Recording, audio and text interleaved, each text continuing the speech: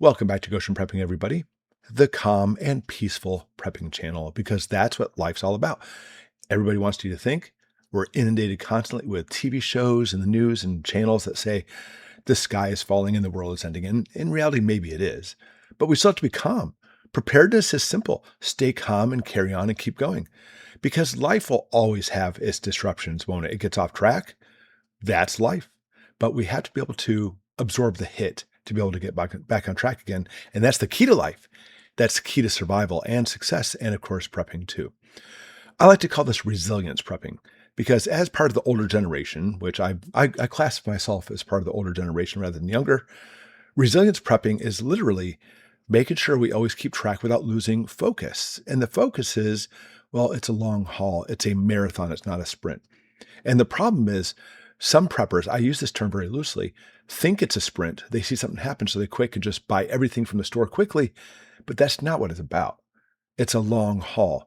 And when we look at like expert plans, which are very, very well thought out, they always have very specific things in mind, but it's a general picture. Because I have people on the channel comment all the time that you can't plan for everything, but that's the key. Of course you can't. You can try, but the more things you plan for calmly, then the more you're going to be prepared for whatever may come. We can't always prepare for everything, but we can prepare, and often they'll overlap too. It's like one of those huge Venn diagrams. All right, so here's the thing. Keeping the basics is always should be our focus, and it's really hard to get off track. I mean, easy to get off track. It's hard to keep that focus because when we talk about resilience planning and adaptability, there's so many things out there saying, look at this and this and this and this, but prepping is easy, real simple basics. So resilient prepping, I'm going to go through prepping, training, preparing, using our life experiences, not a cookie cutter outline, but just in general, the basics of prepping and preparedness. And you could literally encompass most videos into this one video. It's that important because really there's 6 things we need to focus on, 6 primary things. You go through these 6 things and it'll cover, resilient prepping wise, practically almost every scenario. Almost. So what are they? Number 1, obviously, is food. You have to have the food. It's essential. It will build resilience over a long period of time, of course, because without your food, you'll get weak, not have energy. And we have to have a few things when it comes to food. So ready? Write this down. Number 1, you have to have essential proteins and fats. Food is not about carbs. Sure, carbs give you energy. If you're used to eating carbs, they'll give you energy. That's, medically speaking, as a doctor, that's how it works, by the way. If you don't eat carbs, then you start eating carbs, it really doesn't give you that much more energy. The way your body builds mitochondria, depending on your energy expenditure, that's where it's all about. But literally, we're looking at food that has to store for a long time. Really simple. You don't want to buy something that you're not going to eat for the next year or two, and it's going to spoil and waste money. But you also have to get food, things that you like. I like this kind of food and it lasts a long time, so I'm going to go for that. But even more so, food that's easy to prepare, probably without having any type of power or gas. That would be very important. So my number 1 pick, which I always talk about this, is canned food, especially canned meats. Has all the proteins and fats you need. It's already cooked. It's good to go. It's sterile in the can, lasts for years and years and decades as long as that can's intact. Now, beyond that, resiliency, sure. Should you have a garden? You certainly should. You should master growing a garden, but at least you have all your corned beef hash in the meantime. Eat that while you're getting your garden to grow. It takes a while to be able to master certain things in the garden, but food obviously is one of the huge things. Number 2, obviously water too. Well, you can go about 3 days without water. I mean, you will not go 3 days. You'll probably go 1.5 days and then have massive diarrhea and vomiting and go into dehydration, which honestly, I'd rather die of starvation than without water. As a doctor, I've seen it before. It's horrible. Dehydration in America used to be a major killer. Worldwide, it still is one of the big ones, but we have a lot of clean water in America, and that's the key, clean water. But crap hits the fan. The crap part of it's going to get into your water too, and it's going to see a reemergence of cholera and dysentery and all kinds of things that we kind of like got rid of on the most part, but it's coming back again with a vengeance because we're used to clean water all the time. And once you have some of that dirty water, you're in big trouble. It'll dehydrate you fast. Even drinking water, yes, contaminated water will dehydrate you. But think about it. We have to have water for cooking, hydration, etc.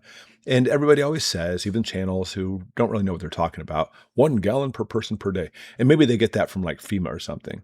But listen, I've lived it. We live it up here in Michigan even. 1 gallon per person per day is really a bare minimum. Bare minimum. 2 gallons per person per day is what I recommend. Plan ahead. But it's not even just a matter of prepping 2 gallons of water for a person per day. But besides storing it, you have to have some way to replenish it. And even more so, to be able to filter it with like activated charcoal filters. And by the way, Prime Day is coming up at the end of the month. And I'm going to put out some really good sale ideas of things you want to stockpile at that time. So right now, if you're looking at making any purchases on Amazon, I would wait a couple weeks because there's a good chance that literally it's going to be cheaper on Prime Day than buying it now. But speaking of buying stuff, all this stuff with water and food and everything else, I talk about this in my Ninja Prepping manual, which you can pick up. Still on sale. There's a link below. Let's jump right back into it. Number 3, and people argue about this, but they don't know what they're talking about. Power. Yes, power. You got to have electricity. Do you? I know there's some people who learn to live off grid. I give you 2 thumbs up. That's fantastic. But listen, all those people, including myself, who depend on power all the time, you rip that power away quickly, it may not work so well. And those people who are living off grid without power, they more than likely weren't born in that off-grid cabin, but learned to be able to adapt to it. It took them some time. If you're one of those people, put it in the comments below. Yeah, I'm off-grid now and I have no power. If they do, it's like small solar. I mean, if you really are off-grid, how are you watching my channel? But either way, the power they have, they learned to adapt to it. It wasn't like an overnight thing, for most people anyway. But there's a couple reasons why I would say you need to have power. The first off is simply put lights. Up here, we go without power all the time. And yeah, I've got lots of generators, gas generators, solar generators, all those things. And sometimes it's kind of like, we don't have power.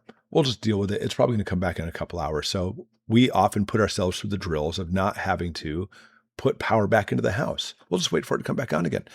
But I'll tell you, during those times, I'm sure you've experienced this, by the way, you try to get things done, and trying to get things done with just a flashlight or a lantern, even though they put out good light, it's a pain. It's a real pain in the keister. Having lights is something that we really enjoy working with all the time. It's fantastic. Second thing is your refrigerator and freezer. Life itself has actually been prolonged. People grow older now since the development of refrigeration. Spoiled food hasn't disappeared, obviously, but it's been drastically reduced. Having the spoiled food along with dehydration kills people. So refrigeration in freezers is great. And I'll tell you, a lot of simple solar generators, decent ones with solar panels, will keep your freezer going. I've proved that on this channel time and time again. So even if you don't use power for lights, whatever, simply just having a freezer, that's worth its weight in gold. But another one is heat distribution. Okay, we can go through summer without AC. And granted, right now I'm a Michigander, and our summers up here, by the way, are heaven. It's the reason we're up here. But I lived in Florida for over 10 years, all parts of Florida. Yeah, I know it gets really hot. And when I say you can live without AC, don't lynch me. I get it. It's awful. But you know what Florida does have that's really neat? There's lots of history there with forts and like St. Augustine and such. And there's one common thread. You go through all of that.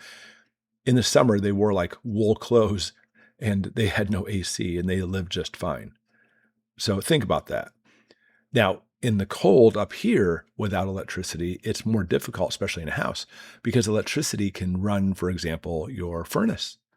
Maybe you have a way to hook up your solar generator to your furnace. If you haven't done that, especially if you live in the northern areas like we do, I would certainly look into that. Or at the very least, I have my wood stove, which we use all the time. Last year, we didn't use our furnace at all. It was our wood stove the whole winter. I love it. But we had a fan that helped blow heat around the house to keep it warm. And I know you can get those little ones that are powered by the heat, but our house is too big to have that. So we just always have fans. So having electricity is great. And the times we went without power during the winter, we did. I just hooked up with my solar generators and off I'd go. Or I would hook up a whole generator for the whole house if it was a long period of time. But yeah, people went out without power for generations, but you and I haven't per se. And mankind hasn't per se. I want you to think about this. People used to live to the ripe old age of like 42. I believe power is one of the biggest things that made it so people have longer life expectancy. But even beyond that, this is beyond the scope of this channel. If we look at a major catastrophe taking out the power grid for America. We're talking about for a few years. That's what's going to happen, by the way, for a few years. If the Transformers go, maybe it's a coronal mass ejection from the sun or a cyber attack. It's not simply just trying to survive in your house without heat or cold or without light bulbs or a freezer. People get desperate, and desperate people become violent. Think about that. So having power is a really good thing to help you and your family. Number 4 is bartering. And I don't mean cash. I mean, it's good to have cash on hand. I mean, the amount they tell you to keep on hand is like $10,000. Yeah, right, in this economy. Because that way, if we're looking for a short-term problem, at least you have enough cash to be able to carry through things. Well, emergency reserve, sure. But that's short-term emergencies. Instead, tradable things. You have lots of things right now that are very tradable, even canned food. That, in my opinion, is the number one bartering item. Maybe you have some, let's see, what's a food I do not like? I do not like pickles. Maybe you have a jar of pickles. My son would kill me if I gave away his pickles, by the way. He loves them. But let's say I have a jar of pickles. That's going to be a high commodity item because it's food. In a major catastrophe, food is the main thing that people want to trade. And sure, I have things like gold backs. I have gold and silver. I've got all that stuff. But people can't eat gold and silver. I mean, you can, but you're going to still go hungry. But food is huge. And maybe you have a lot of extra food you could trade, et cetera. That's good. But you know what else is a huge, huge commodity? Skills. That's a big one because even people who are jack of all trades, which I kind of am, it still is a master of none. I mean, I love working on my car, but my mechanic knows much more than I do. This person over here may like first aid, but as a doctor, I know more than they do. So having skills you can trade, that's the number one commodity. And so I would keep your skills going, by the way, even if maybe you're retired, I'll still keep up on it because that knowledge up here and the experience really kicks in. Number 5, I'm going to classify these together as fitness and self-defense. Fitness and self-defense. Huge, by the way. People don't like to listen to this one, by the way. They just want to store their food and their water and everything's just fine. Oh no, you have to have fitness and self-defense. In disasters, by the way, fatigue will be your number one enemy. Have you gone through a disaster? Well, I mean, I've gone through a lot of them, not even talk about my military service, but I mentioned a few days ago, we had a tornado hit our house. We were out without power for a long time. Our house didn't get much hit, but our cul-de-sac we lived on, most of the houses were unlivable at the time. And you're outside, this is in Florida, working with no AC, getting things done for hours and hours on end, and fatigue will wear you down. And having the water and everything will really make it so that's what's going to do you in. So fitness is huge. You need to be in shape. I think we all know that though. You know what I'm saying? We need to be in shape, but people don't really want to take the steps to make that happen.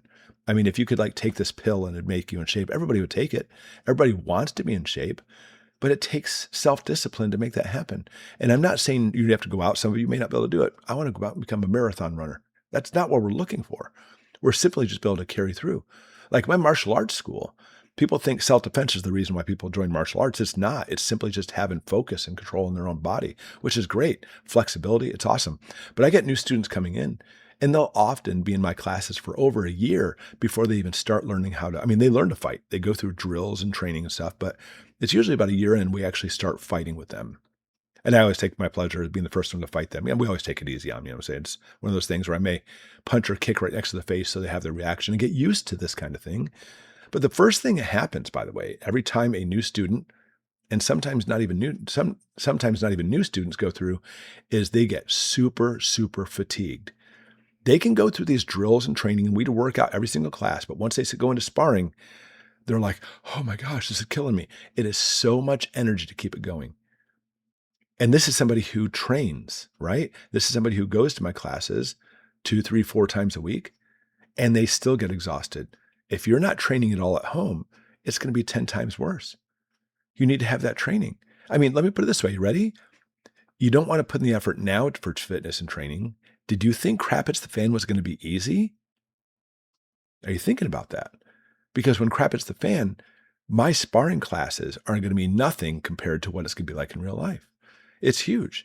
I literally yesterday went to it was a district champion tournament, by the way.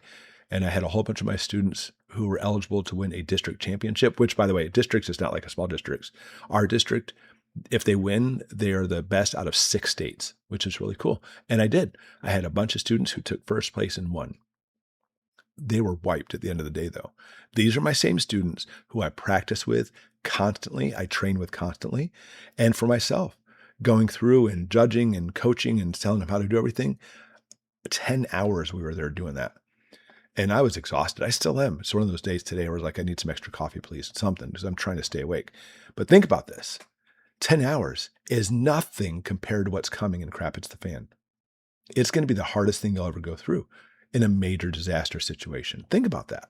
And if you don't have the tenacity right now to try to go through fitness, you're not going to make it when that time comes. Do you understand that? It's going to be huge. On that same note, self-defense. And I'm not going to get into all the different scopes and types of weapons and stuff. It's one of the things I also train with my students.